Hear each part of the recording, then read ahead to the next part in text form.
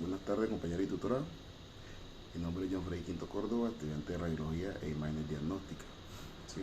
El día de hoy vamos a hablar sobre el análisis de estudio del caso de aspectos generales en la resonancia magnética. ¿Sí? En lo cual vamos a empezar con el movimiento spin o precisión. ¿Sí? El movimiento spin o precisión es un movimiento inherente que hacen las partículas subatómicas al girar sobre su mismo eje. Es decir, por ejemplo, vamos a hacer aquí un pequeño ensayo con un vaso de agua y le echamos eso. Es decir, lo que hacen las partículas es girar sobre su mismo eje. ¿Por qué? De manera inherente, porque no se dividen, ¿sí? Entre estos se incluyen los protones y electrones, ¿sí? Y como podemos ver, giran sobre su mismo eje sin dividirse, ¿sí? Y en cuanto a la parte de precisión, bueno, y en el caso de precisión, del movimiento de precisión, se da cuando un cuerpo gira alrededor de un eje que no es su eje, es decir, por la parte, digamos, pues de afuera, ¿sí? Alrededor del mismo, ¿ya? Digamos, por la parte externa, ¿sí? Bueno, continuando con la temática, vamos a hablar sobre la magnetización longitudinal y transversal, ¿sí? La magnetización longitudinal es la componente de la magnetización paralela al campo externo, ¿sí? La cual se produce cuando los espines están alineados por medio del campo magnético, es decir, digamos que este es un spin, ¿sí?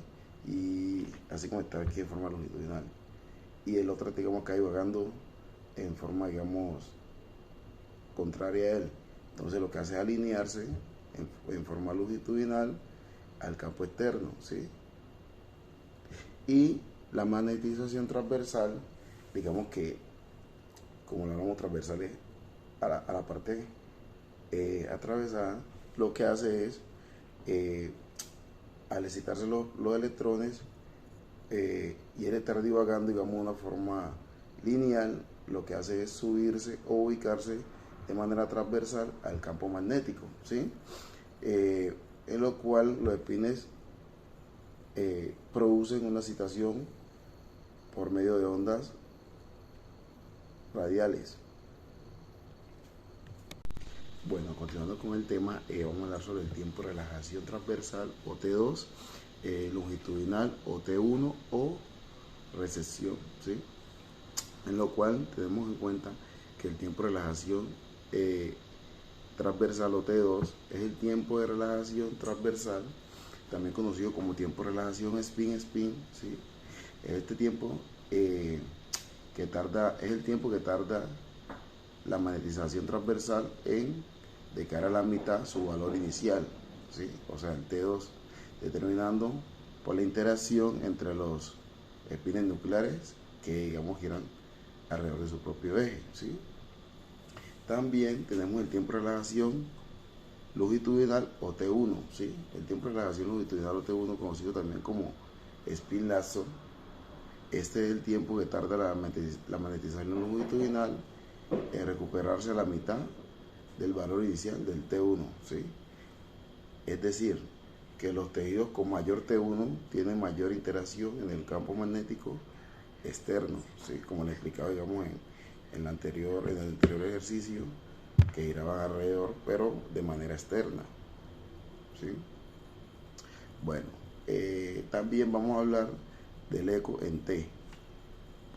Bueno, el eco en T es la señal de resonancia magnética de magnetización transversal que se desvía por una onda de radio de pulsión, ¿sí?